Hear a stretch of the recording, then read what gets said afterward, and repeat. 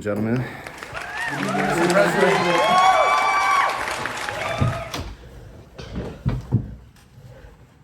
Let's call this meeting of the Foreign Policy Involving Nemesia to order. Let's start with our opening statements. Advisor Claire Howe, the floor is yours. Hello, Mr. President and members of the National Security Council. We are at a crossroads. The rising strength of Nemesia has brought great anxiety, not only to our country, but to our allies as well. Now it is more important than ever to showcase an image of a strong United States. We must reassure our alliance that the United States remains a consistent trading power and ally. In order to do so, we must invest in our relationships with our allies through scientific, educational, and human rights programs, all with a media campaign to boost our global image. If we want to counter Nemesia's growing influence without causing a hegemonic conflict, increasing soft power is the path we should take. Thank you, Advisor Claire Howe. Now, I will turn the floor over to Advisor Balloon. Mr. President, as we face a more complex and competitive world and complicated relationship with Nemesia, how we project influence matters increasingly. Soft power has long complemented our hard power resources. Efforts such as international communication, education, and cultural diplomacy have served to support alliances, build goodwill, and enhance American leadership worldwide. The question before us is whether to increase, sustain, or reduce these programs in the context of financial constraints and fresh global imperatives.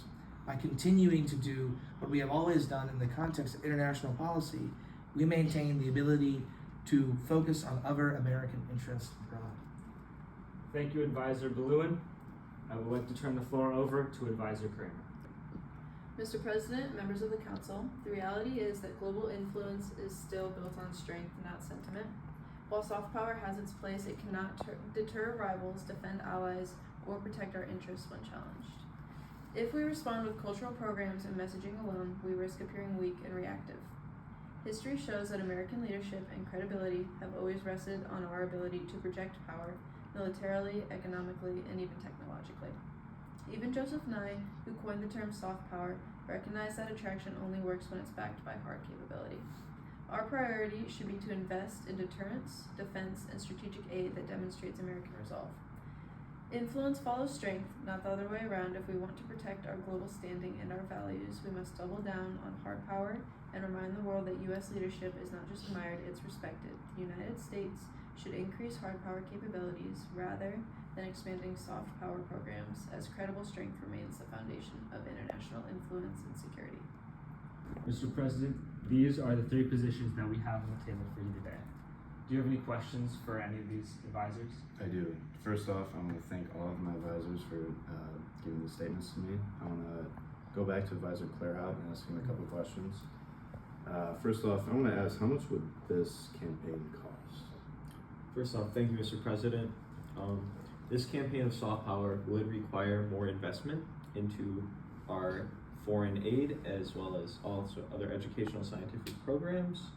I would predict that based on what we currently would need somewhere between $5 and $10 billion a year for, say, at least 5 years. So that's looking at a $25 to $50 billion price tag, which, while at first that seems huge, I can break it down that if you look at our U.S. aid, which is one of our hallmark programs of soft power, is around $62 billion a year annually, and that is only 0.24% of our gross national budget. So by doing so, that we have many other programs that we can potentially cut back from if we need to for the next foreseeable future in order to fund these programs, such as the United States military.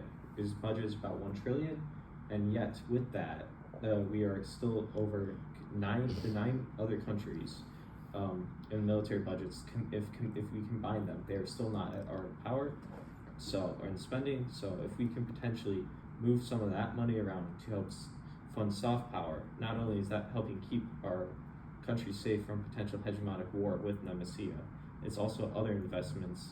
It also invests in our relationships and trading, which can lead to future economic benefits. Some of the program options are we would see could be increasing education scholarships for both and academic exchanges with professors and students in between universities in the U.S. and foreign. Just left my charger in here.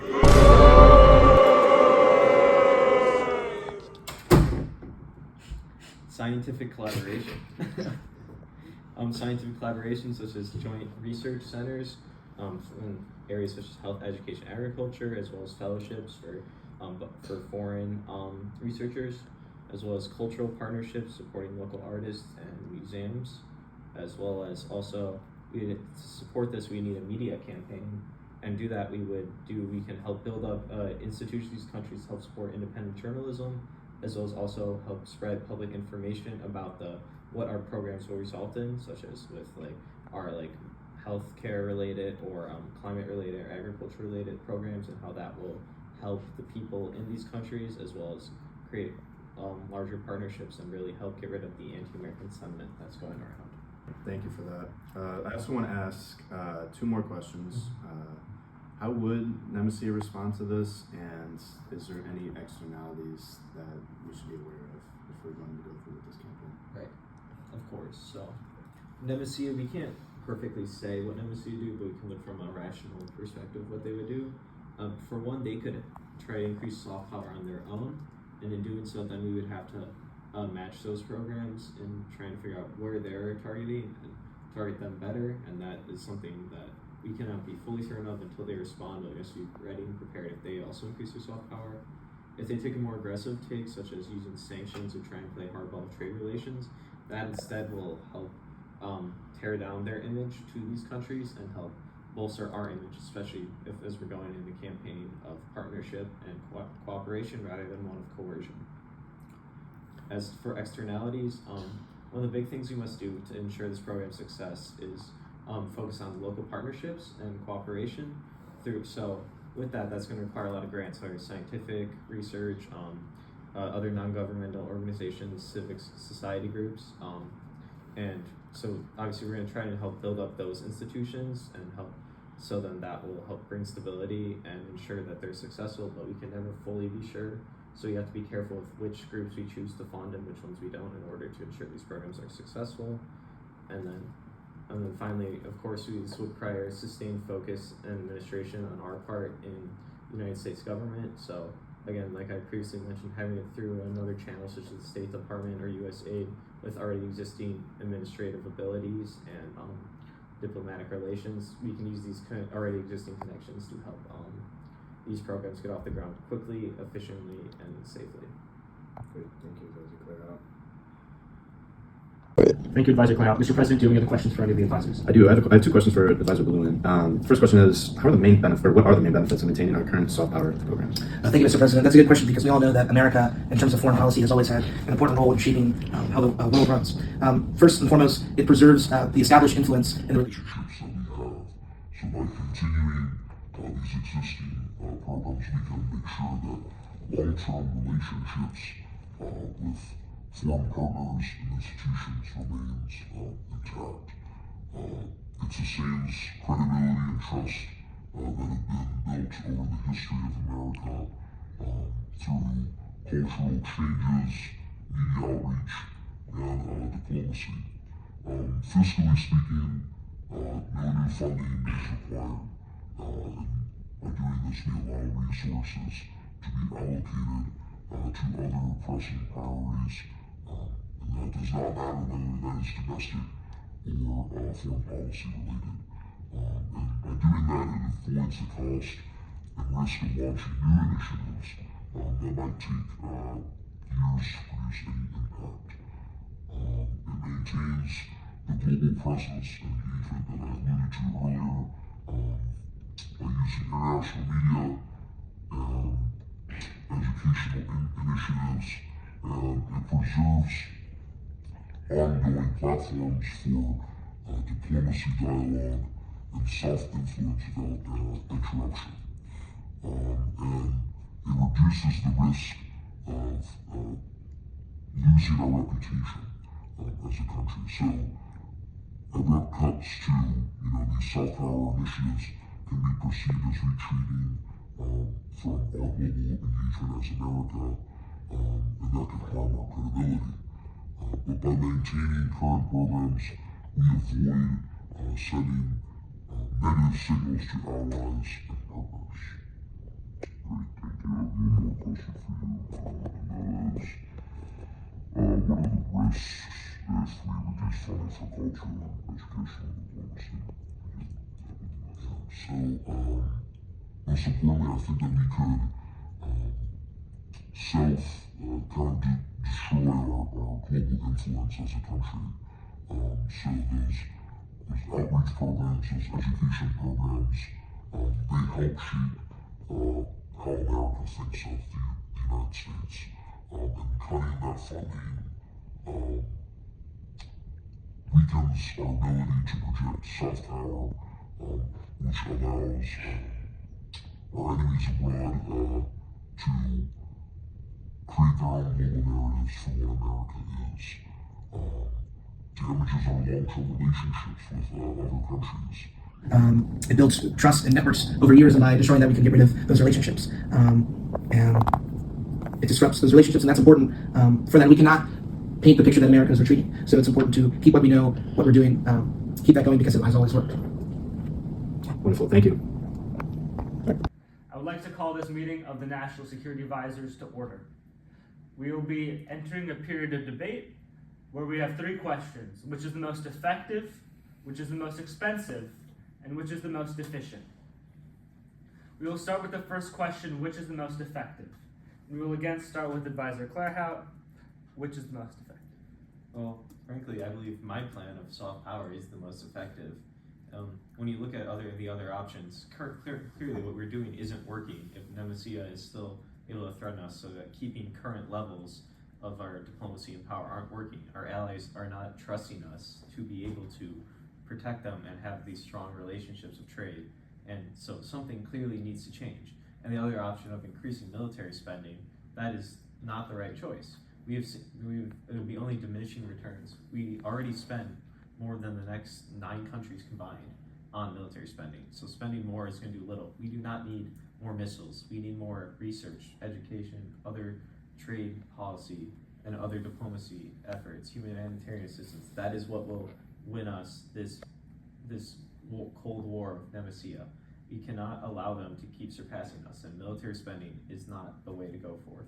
If you look at through history, the Marshall Plan, we rebuilt Western Europe, and we created the NATO alliance, which still lasts today through that program. Soft power forges alliances, and that will help us be the leaders of the new world order, not Nemesia. Is there a response to that? Yeah, I think my plan is the most effective because it directly addresses the root of the problem, which is the erosion of U.S. influence and deterrence. Soft power can shape these opinions, but it can't necessarily stop aggression. Nemesia isn't expanding through goodwill or cultural exchange, it's also expanding through like military bases and economic coercion. The only way to counter that effectively is by reinforcing our own hard power through a modern, well-funded, and globally present military. My plan doesn't just strengthen our defenses, it strengthens diplomacy. When our allies know that the U.S. can protect them, cooperation's easier. When our rivals know that we have the capability to respond, they think twice before escalating. Power creates stability, and stability creates peace. The other options might look cheaper and more diplomatic on paper, but they fail to secure results in like the real world. My plan is grounded in realism, and it ensures the U.S. leads not through ideals, but through credible strength that guarantees those ideals endure. Any response? I think what we've been doing with South Africa, we've just remained the same. It's the reason why America is the most powerful nation on the earth. It builds trust and credibility through the programs such as Fulbright and cultural exchanges. We're held in well regards in education and diplomacy, and it doesn't cost any money. So what we do now, if we just remain the same, we don't take away anything, we don't add anything, we just keep the same. I think if we keep on pushing forward, we will find greater solutions. Is there any response to that? None? Alright. Now let us move on to the question of which is the most expensive. Advisor Claire Howe? I believe that the plan of rising military spending would be the most expensive. Arms cost way more than school books, than research, than education. And again, like I previously mentioned, every $1 billion spent on military, that's $1 billion less that can go so much further in building up strong institutions in our partner countries and creating a research and investment that's their dividends will be known regarded around the world for the research. It will help us in the United States, it will help other people around the world, it will create international goodwill. Military spending will not do that. It not only is it expensive, it's ineffective, and it will cause nothing but an arms race, and that will cause even more military spending. That's less soft power we can use, higher tensions, and reliance and forcing us to use more hard power will cause domestic backlash, international backlash, and the costs not only in monetary funds, but also in reputation and other diplomatic concerns. And while soft power may cost a lot of money, military power will cost way more, and that is why soft power is still the way to go, not military power. In response to that? Yes, I have a response. The military, or increasing hard power through military, will be the most expensive, and some will argue that the increase in this hard power spending is too high, but compare that to trillions lost in like prolonged conflicts or crises caused by this unpreparedness. Strategic spending today on modernization, cyber defense, alliance readiness is a long-term investment for peace. Realists understand that maintaining power is not a luxury, it's a necessity. And history shows that these great powers that cut defense too early often pay much more for recovery later. Mr. President, it's true that increasing our defense budget by tens of billions of dollars sounds very expensive, but the real question is, what's the cost of doing nothing?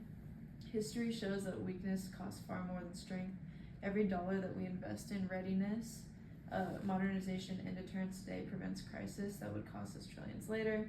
In reconstruction, lost trade, or even American lives, hard power spending isn't reckless, it's insurance. It signals to our rivals that the United States will not be caught off guard, to our allies, and will remain the reliable backbone of global security. Our competitors like Nemesia are already pouring massive resources into their militaries and strategic influence and cultural influence. If we fall behind, we risk losing not only our deterrence but our credibility. The world order we helped build depends on our ability to back words with action. So yes, this plan is very expensive, but peace through strength always is. It's not about spending for the sake of power, it's about protecting the freedoms, markets, and alliances that define who we are. And in the long run, the price of preparedness is always lower than the price of regret. I also think that spending money on soft power, the results are not 100%. There's a huge risk in spending all of this money and not being able to have anything to show for it. Any response from Advisor Claire Howe? I'd just like to say, while soft power will require a continued and sustained investment, it is worth the cost. Yes, it will require a lot of work. It will have to be built from the bottom up, not the top down, and that requires emphasis on local partnerships, which again takes time and effort. But again, an arms race is not the way to go. Peace through strength, while a good idea in theory, that's not the way we want to go. Nemesia has proven sustained in their ability to pursue us in our alliances. And again, peace through strength will not reassure our alliances. They do not want to be coerced. They want to be our allies, not forced into trading with us and being our friends. We want to show them that America, the United States, that our flag still means goodwill, life, liberty, and pursuit of happiness. And that is why we must invest in soft power, not military power. Before I ask for another response, I'd just like to remind everyone that the United States spending on soft power is about $40 billion, while the defense budget is $990 billion, which is roughly 25 times as much on defense. But with that being said, does anyone have a response to the expensiveness? I don't have much to say, but I do believe that what we alluded to earlier and how America's the number one leader in defense expenditures, with the remaining 9 combined still on top. I don't think that's a that's good as it is now, and I think adding to that would not improve much when it comes to foreign policy and defense. Thank you. Now let's turn to our final question. Which is the most efficient? First, let's hear from Advisor Claire Howe. All right, thank you. I'd say when it comes to efficiency, well, on paper, it may seem like keeping what we already have or spending military, because that military's big structure and bureaucracy makes it easy to navigate through and put more funds into, while soft power requires a lot more effort. I do believe in the long run, and what's the most efficient in outcomes is still soft power.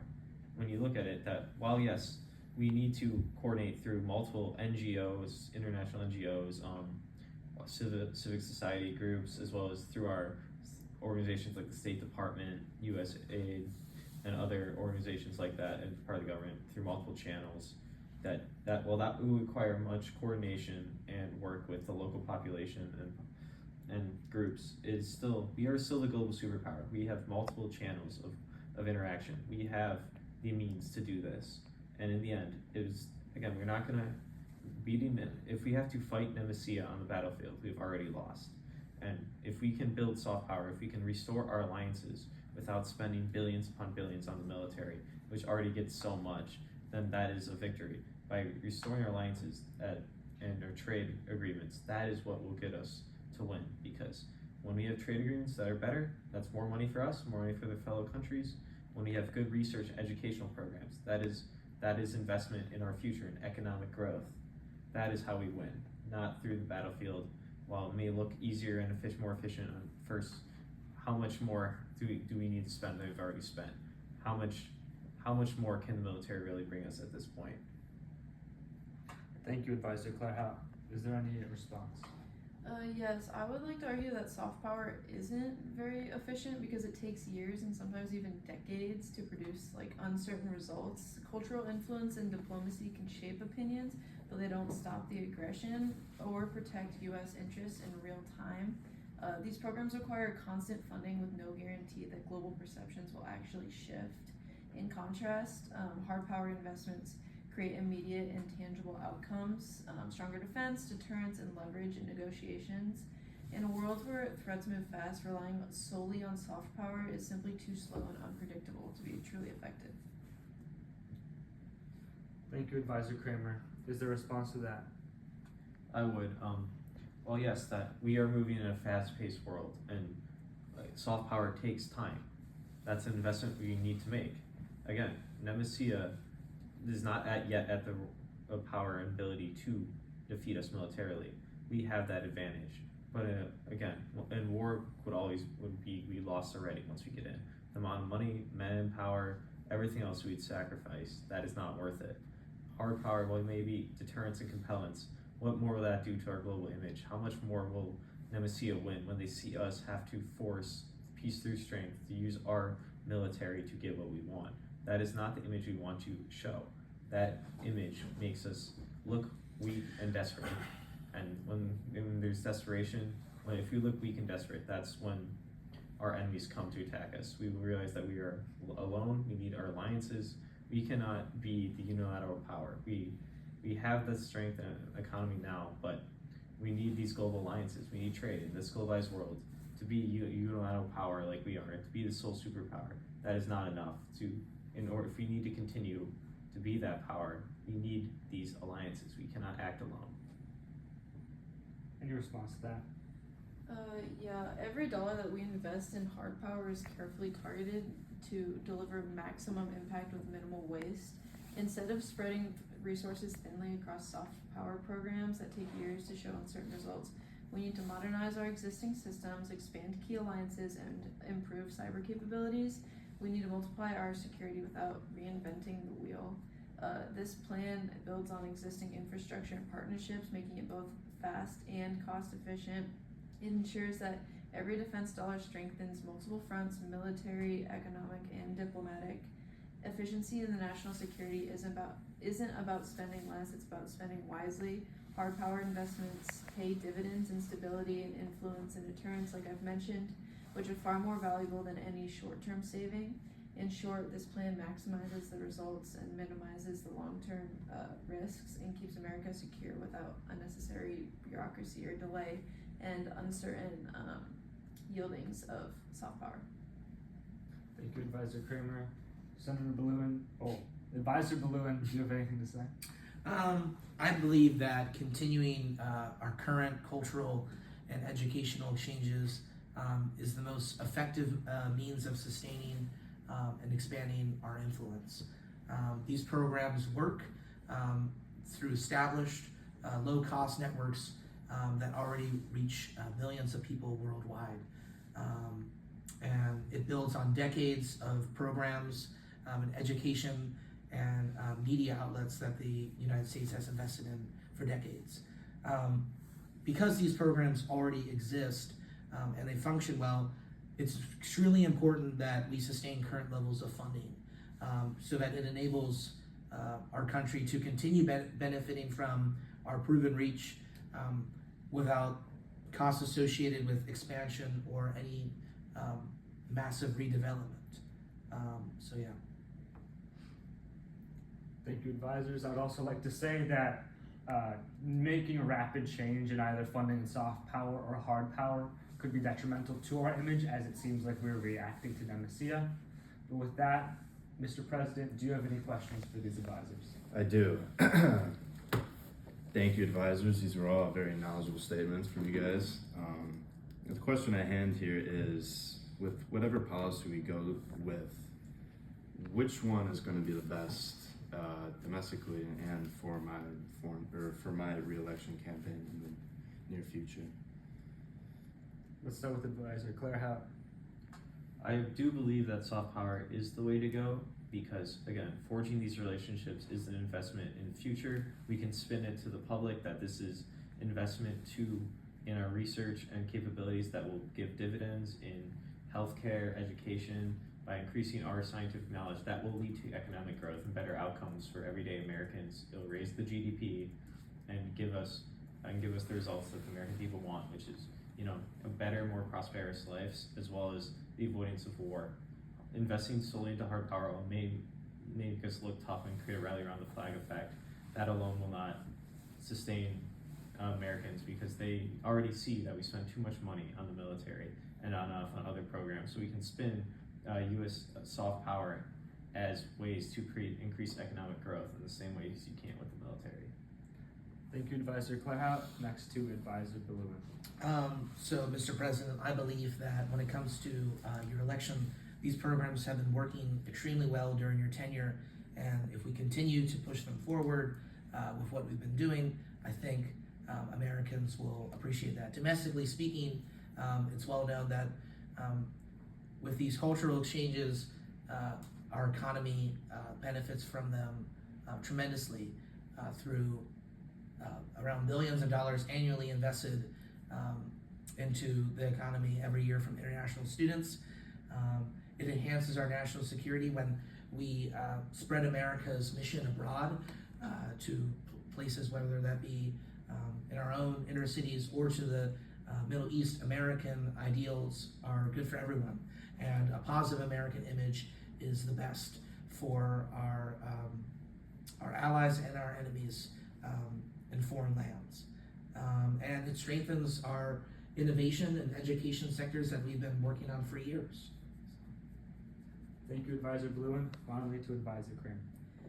Mr. President, beyond strengthening national security, this plan strengthens your re-election campaign because the American people would respond to leadership that projects confidence and safety and control in this uncertain world.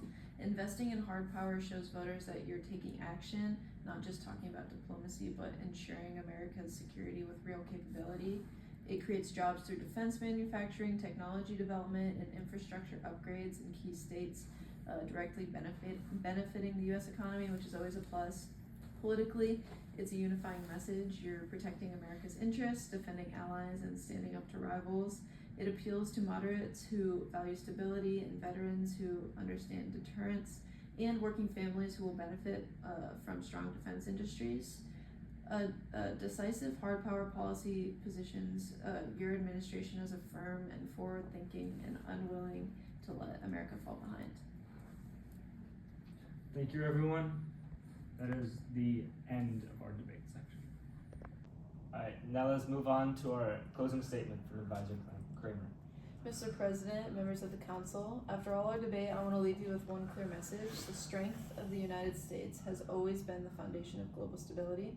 If we respond with hesitation or half measures, we risk allowing others to define the balance of power for us.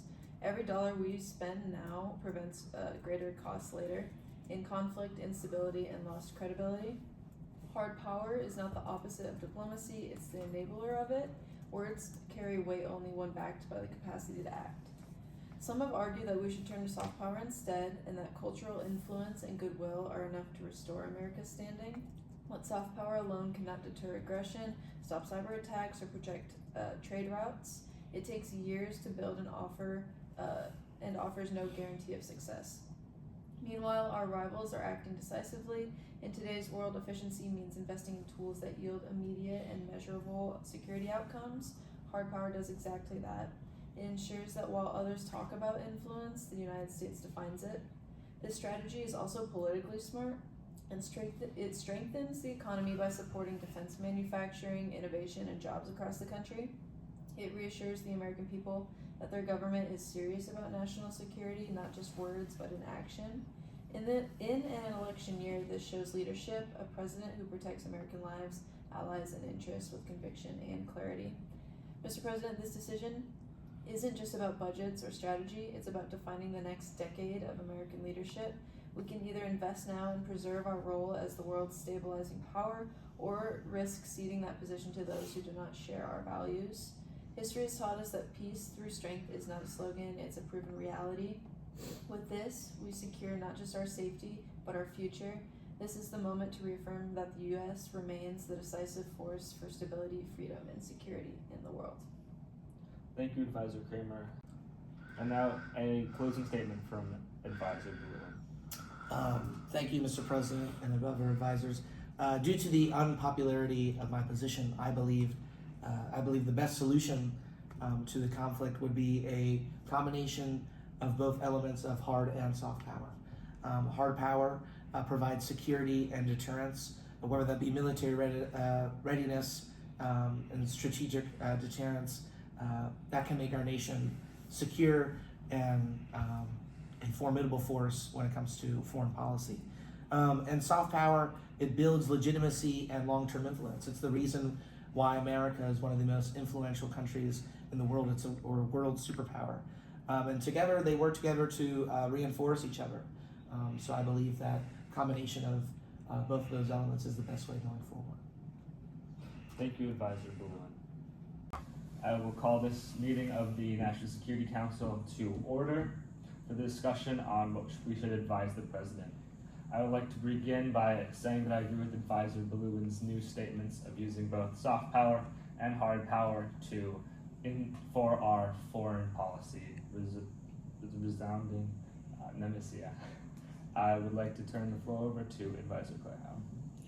I would like to first off say I do agree with Advisor Balloon and his idea of smart power and a blend of both hard and soft power and the abilities that each of those bring. However, that being said, I really frankly do believe we've already spent enough and continue to spend enough on the military so that any more hard power investment is not necessarily needed. What we need to make a soft power is to have a comprehensive soft power in order to make that and then blend them together into a smart power approach. So that does require more investment in soft power, in programs like the Fulbright program, other sorts of educational cultural programs, and invest in our media campaigns in other countries as well as our alliances and development programs. Any response? Yeah, I think we can strengthen our military presence where deterrence is critical and invest in modernization, cybersecurity, and rapid response forces, and that's the hard power component we can use. And the visible assurance to allies and a clear warning to adversaries, but at the same time we can expand our diplomatic and development programs in vulnerable regions, and we can invest in education and infrastructure and health partnerships that foster trust and stability. These soft parts of the conflict and build relationships that can probably last far longer than any deployment. In response to that? From this discussion so far, I believe we have come to the conclusion that we need to increase both hard power and soft power. Is that what we want to give to the president? I believe so. I believe so. Thank you, advisors. We'll end this meeting. Now that we've come to an agreement on soft power and hard power, we must talk about the financial aspect of it. I believe we need to increase the money we spend on soft power far more than we should increase the amount of money we're spending on hard power, seeing as we spend almost 25 times as much on hard power as soft power.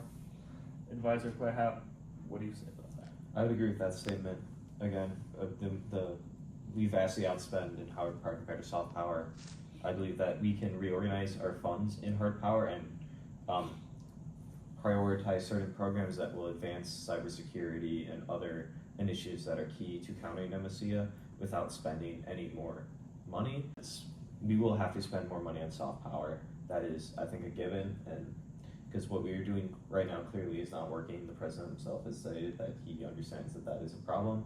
So again, I do believe that if we increase our budget with soft power and in development and aid programs, while also just keeping the military budget stagnant, but figuring out a way to better organize it, audit the programs in the military and figure out what we can do to best utilize the currently almost $1 trillion budget in ways to enforce the goals of countering Nemesia without actually increasing the budget.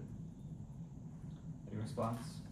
Yeah, I agree that financially this plan is a lot more responsible, and instead of unchecked budget surge, we can propose like reallocating a portion of the increased defense budget towards soft power initiatives to strategically invest in like diplomacy and humanitarian aid, that kind of thing. This balanced approach it doesn't only strengthen our credibility abroad, but demonstrates fiscal discipline and long-term vision. And I also think we can bring up to the president that politically this compromise resonates at home. It shows that we're not just choosing between war and weakness, we're choosing effectiveness, and it signals to voters that this administration values strength and also wisdom, power, but also principle. And it's the kind of leadership that reassures allies and appeals both sides of the aisle. Strong national security paired with humanitarian engagement. And finally, Advisor DeLewin. Yeah, thank you. I believe that it reduces the need, if we relied on hard power, it reduces the need for many costly military interventions, and it maximizes the impact of limited resources that we have, and it focuses on coalition building that kind of focuses on building peace through strength that has been mentioned. I think that statement really is a mixture of hard and soft power. Thank you, everyone, and that will begin our meeting. Mr. President.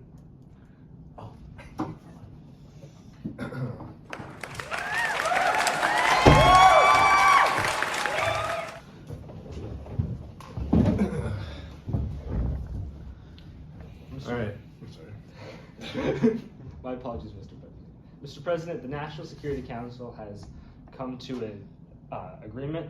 We have decided that we should have a 50% increase in the budget we have for soft power to increase our alliances with other countries and also to increase your popularity here at home.